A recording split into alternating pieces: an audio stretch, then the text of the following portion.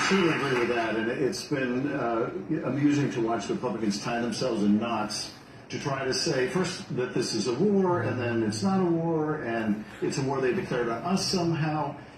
The minute that they acknowledge this as war is the minute they have to acknowledge they haven't done their constitutional duty, because if it's a war, we should have had a vote to authorize it. It's also the moment they acknowledge that Trump betrayed his promise not to get us into new wars. But to your point, Bill, in the beginning, yeah, there were celebrations.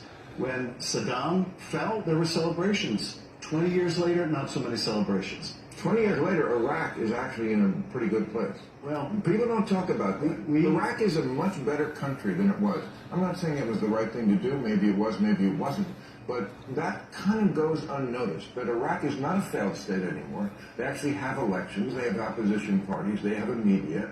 Don't you think they got better after we left? Because when we were there, it certainly was not. Right, but it would still be torture rooms in Saddam Hussein, and his kids would be in charge. Right? There would be thousands of American troops who'd be still alive before that war. And that's too heavy a price to pay. And I say that as someone who, and this is, I think, was a terrible mistake, voted for that. I hope I've learned from that. I certainly would not vote to go to war with Iran, because there are costs that you don't see in the front end.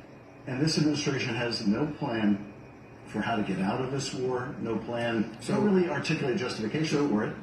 I hope that it ends, as the president sometimes says, in days or weeks. I hope they're smart enough not to make this go on forever.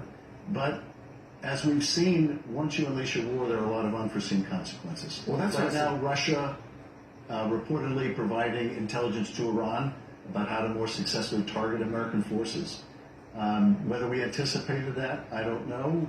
What's happening with our allies, hard to see how that... Well, allies, Russia now has lost Syria, they've lost Venezuela, they're going to lose Cuba, and they've lost Iran.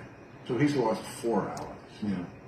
Yeah. That doesn't matter. But what you said about Iraq is, I think that's why we need transparency. That's why you can't skip it. Remember, where are the weapons? We've never found the weapons of mass destruction. And how many people lost their lives because we were going over there to look and get the weapons of mass destruction? So I think people need a rationalization and a real one for the war. That was more of a blatant lie. This is more of a, we just don't like them. They're bad people.